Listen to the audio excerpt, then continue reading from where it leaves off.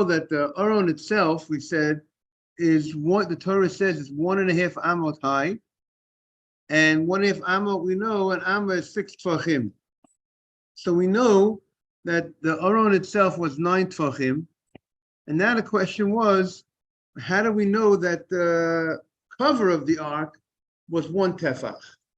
That it was 1 tefach, therefore the total of the Aron from the bottom of the Aron to the top of the Aron, including the cover, would be a total of 10 tefachim. That's what we're trying to figure out. What's the source that the cover of the Aron, which is the kaporet, is 1 tefach? So the Gemara wanted to learn out from the Miskeret. We found in the Torah, the smallest item, the smallest measurement that's given by the Mishkan was the size of a tefach for the Miskeret, for the rim that was around the shulchan, that was around the table. So the Gemara said, let's learn from there that just like over there it was a tefach, so here also we take the smallest amount, and therefore we'll also say that the Torah did not give us the height of the cover. We're able to learn it out from the height of this rim that was around the table. So the Gemara said, why, if you're learning from the smallest of the utensils, what about the crown? There were crowns that went around the table, the crowns that went around the golden altar, there was crowns that went around the Aron, these little crowns which symbolize like Keta Kahuna, Keta Malchut, Keta Torah, the crown of Torah. Torah is a crown. Wealth is a crown. That's the crown of the Shulchan, and the crown of Kahuna, someone being a Kohen, is a special crown, which is the crown around the Mizbeach, the golden Mizbeach. So want to learn from those crowns. And those crowns, the height of those crowns there's a minimal, whatever any amount. It doesn't have to be a tefach close to 3.5, 4 inches. It could be any amount. So that was the Gemara's question. Why don't you learn out from the crowns? So the Gemara said that we don't want to learn out a utensil. The cover of the ark is a utensil. It serves as a utensil from something which is used as a beautification. The point of the crowns was to beautify. It was not something. It's called a hechsher kli. It's something that's not something that's used as an actual utensil. It's something that just services the utensil. It beautifies the utensil. An accessory they call it an accessory of a utensil, not an actual utensil itself. So to that the Gemara asked, if that's the case, Misgeres Nami, you're on 5A3 in the art scroll. Misgeret Nami Hechshekli. The Gemara's understanding that this rim around the shulchan, this rim that was going around the table, which held the lechem hapanim, the showbreads, was also for the purpose of beautification. And since it's before the purpose of beautification, so how could you learn out from the Miskeret? One area, how could you learn out from the Miskeret? That's the Gemara's question. Because you just told me that the reason why you can't learn out from the crowns, because the crowns is not a vessel in itself. It's just an accessory to a vessel. It's helping the vessel, it's beautifying the vessel. It's beautiful. So therefore, the Gemara's understanding that the rim around the table was also for beautification purposes. So therefore, how could you learn out the kaporet, the cover from the miskeret, from this rim? So the Gemara answers, I want to tell you, you think that the miskeret, this rim, was above the table, around the table, going around the table vertically and beautifying the table, but misgarto lamata hoita. The misgeret was really lower down, and the table was placed on top of this misgeret. This was holding the shulchan, and therefore being that it was holding the shul. Good morning, Jaime. Good morning, Rabbi. Therefore, the Gemara is saying that this Masgeret, this rim, was actually something that you put the tabletop on. The cover, the cover of the table was on top of this Masgeret. And since it was on top of this Masgeret, therefore it's being used as a utensil itself. That's what the Gemara is saying. Just to bring Jaime up to date. Thank you. We are on 5A3. The Gemara is still trying to figure out how do we know that the height of the kaporet, the height of the cover for the ark was 1 tefach. That is the morning, Michael. Good morning, Mr. Silverman. How do we know that the height of the aron, of the cover of the aron, we know the height of the ark itself was 9 tefachim. We're not trying to figure out the height of the cover of the aron. How do we know it was 1 tefach? Because the Gemara said that it was a total of 10 tefachim. From the aron with its cover, total was 10 tefachim. How do we know that the cover was a tefach? Ariel, we are on 5A3. How do we know the cover was a tefach? So the Gemara said that we're going to learn it out from the rim that we find that was by the shulchan, that was by the table. And the Gemara is now saying that this rim was, what happened was that they placed the tabletop, the table, the board, which served as the table for the shulchan in the Mishkan, it was placed on this, there was this rim, there was this border that came, that was 1 tefach, that was 1 tefach high, and that was the border that they placed the table upon, and the tabletop, and therefore, and since it was 1 tefach and it was used as a utensil, it was part of the table itself, because the table rested on top of this border. So therefore, we could learn from this border that the same way that was a tefach, so too, and that's the smallest size of a utensil that's found. Therefore, good morning, Mark. Therefore, we're also going to say that the size of the cover of the aron was also a tefach. But the Gemara says, this will only be good to say this if you say that this misgeret, when the Torah talks about this misgeret, this rim that was made for this border that was made for the table, if it was underneath and the table rested on it. But if you say that this misgeret was above, that really it wasn't serving as part of the table to rest the tabletop on. Rather, this misgeret was to adorn the table, to beautify the table. It was just a nice rim that was above the table for beautification purposes. So it's only beautifying. And we said before, if you're learning from an item that's beautification purposes, you learn from the crowns that surrounded the aron. Those crowns were less than a tefach. We have to, my father-in-law, Rabbi London of blessed memory, he would have a line up the men, to line everything up. If we're saying that we only can learn out from something that's used as a utensil, right? The cover of the aron was the utensil, served as a cover. So that would only work and you're going to learn it out from the border. That means the border also has to be a utensil. But that would only fit if you go with the opinion that the border was underneath the tabletop, and therefore it's holding up the table. That's part of that. That's the utensil. That's part of working as use. What? And let's say you the way they explain it is that it was that you actually placed the top of the table on this. There was some sort of rim that was there. Rabbi, as they have the table rested on it. The border was an integral part of the table. It was on. The crown was on a tefach.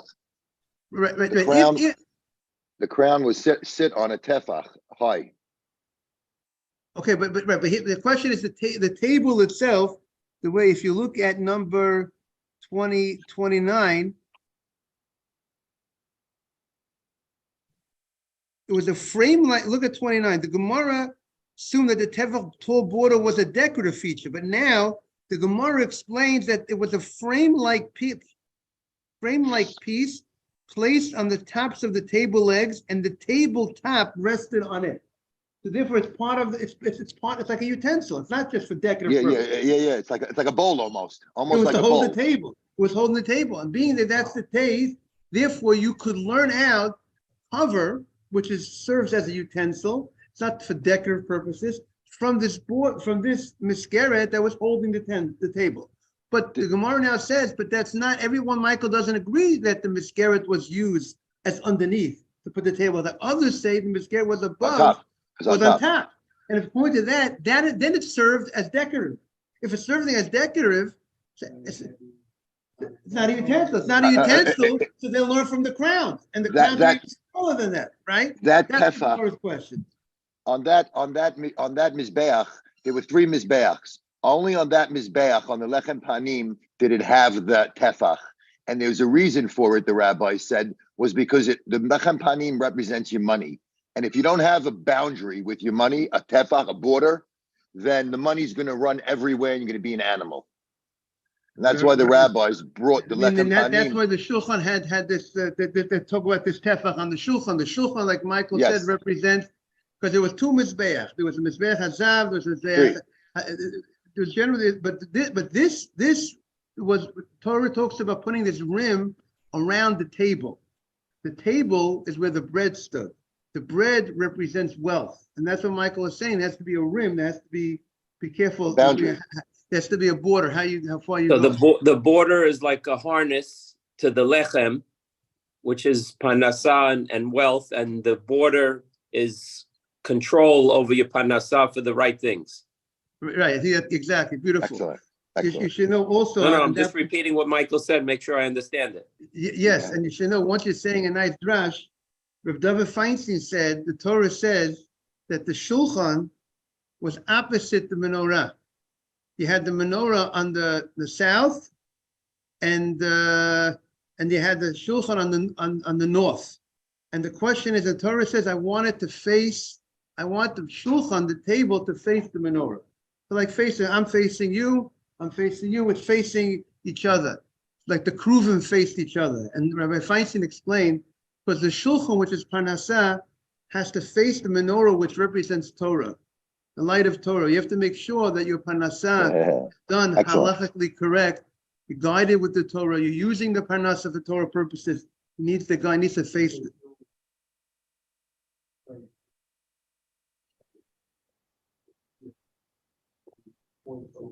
To the south, that's connected to the Torah, but that's the menorah. Parnasah. So the Gemara says, that's what the Gemara says. If you say that the border was on top, therefore it's only the miskeret, this border is beautifying the table. If it's beautifying the table, so therefore you should be able to learn out from the crowns, which is even smaller than the border. So the Gemara answers the following: Ela donin dava shenata b'Torah midah midava shenata b'Torah midah. When we want to learn out, we're trying to learn out the size, the height of the kaporet. God bless you. Of the size of the ark cover. So we learn, and now the Torah gave us measurements of the length of the ark cover, the width of the ark cover, but it did not give us the height of the ark cover, the thickness of the ark cover. So, and now we also find the shulchan, the Torah gave us the measurements of the shulchan. They gave us the measurement of the table. So when you want to learn something from something, you learn from something which is very similar. And the crown, the little crowns that go around the table, the Torah did not give us any measurements regarding the crowns at all.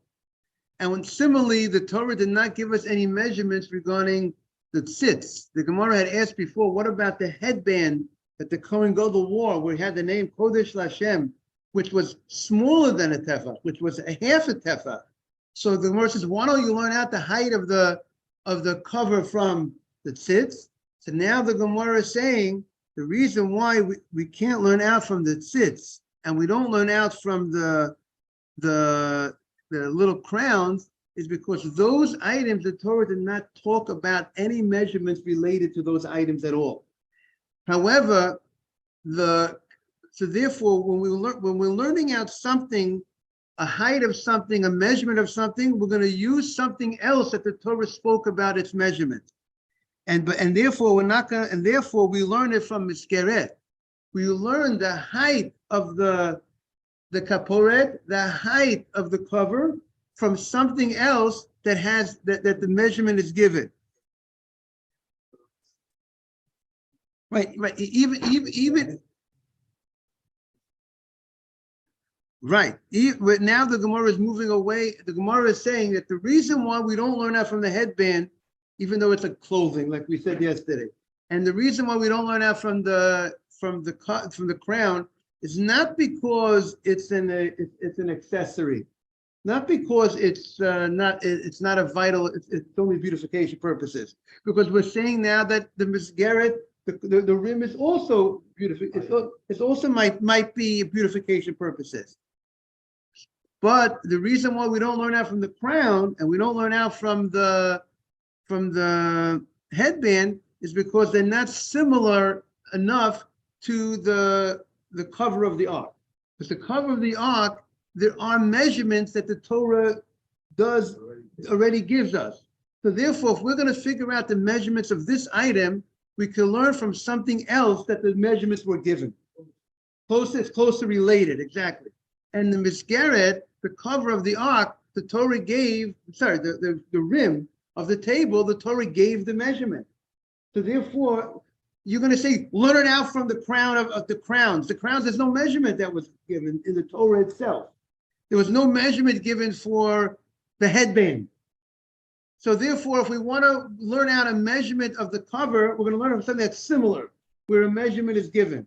And therefore, since the cover, the Torah gave certain measurements of the cover, therefore we learn out from something else the Torah gave a measure. But that's what the Gemara said. The Al Yochicha sister is there. Shalom Nosta the Torah Midakal. Torah didn't give us any measurements. Morning, Mr. Batesh. Torah didn't give us any measurements for the headband or the crown. Tosfos says because the Torah says to put the headband on the forehead. It didn't tell us exact. The Torah didn't tell us a size. The Rabbanan said a forehead is not less than two fingers. So therefore, it has to be at least the size of the headband has to be two fingers. Okay. The Gemara now says another pshat. We're trying to figure out the height, the size of the cover for the Aron. The cover for the Holy Ark. We have the Torah gave clearly instructions of the size of the ark itself, the box that contained the Holy Ark, that contained the luchot, that contained the tablets. But now the cover, the Torah says you put a cover on for the kaporet. But how thick was that cover? Based on the thickness of the cover is how high. See, this is a pretty thick bottle, so therefore we have a height about an inch. If it will be a little very smaller bottle, the height will be the thickest. So now we want to understand what is the height of this kaporet, because the Gemara says it's important to know that, because we said that on that height, above that top of that kaporet, top of that cover, God spoke. The Holy Divine Presence spoke over there, and that's a separate area. That's the separate location where God speaks from, and that's a separate location from what's underneath. And therefore, the Gemara said that the height of a sukkah is 10 tvachim. It's from the ground until 10 tvachim, until this top, which is the top of the kaporet, top of the aron. Because now, so the Gemara says, Rav Huna amamehacha. Rav Huna says, I have a different source. But the pasuk says, Al Pnei HaKaporet Kedma. The Torah talks about the Pnei HaKaporet Kedma. The Torah says that you go ahead and you sprinkle the blood on the Pnei HaKaporet. This was a specific situation when the Kohen Gadol had to go ahead and sprinkle certain blood on Yom Kippur. So it says, Al Pnei HaKaporet. And the Ve'ein Panim Pachot Mitefach. And when the Panim, a face of a person is not less than the size of a tefach. Not less than close to 4 inches is the face of a person. And therefore, when the Torah talks about the kaporet, the Torah refers to the kaporet as something called the pnei, the front, the face of the kaporet. And to be something to refer to as a face has a certain size. The face of a human being has at least the size of a tefach, the Gemara is saying. And since it has the size of a tefach, it has the size of, and therefore the size of the kaporet has a face. Not everything has a face to it. It might not, you won't refer to it as a face. It can have a front, but it might not have a face. Maybe you might not call this a face. You might not call this a face. But if you call something a face, if you call the face of the kaporet, a face of a human being, to call it a face, we find that a human being's face, good morning, is not less than a tefach. So therefore, the kaporet also, the fact that it has you call this the face, because it said you sprinkle the blood in front of the face of the kaporet. So therefore, the kaporet has at least the height of a tefach. So the Gemara says, listen, you're telling me it says the face of the kaporet, maybe the ema kape. Now we're turning to page W. Chani, a big bird. A big bird has a much larger face than a human being. So how do you know that you're referring, when the pasuk says the face, is referring to the face of a human being, similar to a human being? Maybe it's something that's like a face of a big bird. So the Gemara says, "Tefas muba lo tefasa, tefasa more tefasta." If you have a choice to take a smaller measurement or a larger measurement, you always go with the measurement which is the least amount. You don't take the bigger amount, but if the bigger amount, you could definitely be wrong. When you go to the least, you can always add to it, but you don't. But you don't have to. If you add to it, you don't have to return something. But if you take something larger, and I tell you, you could take, like I said, here I'm going to give you coins. I owe you coins. At least I owe you 2 coins. If you take 3 coins, maybe you took more than what I owe you. If you take 2, and maybe I owe you more, I can always give more. I can add to it, but not if I. Therefore, the Gemara says you take the smaller amount. We'll see more tomorrow. The hour's a little late. Time to get to davening now. Everyone should have a beautiful day. Beautiful davening. Thank you for joining. Have a great day, everybody. Thank you, Rabbi. Thank you very much. Have a great day, H. Have a great day, Great day, Emily. everybody. Bye, Mike. I love you. Take care. Safe trip. Yes, you got it.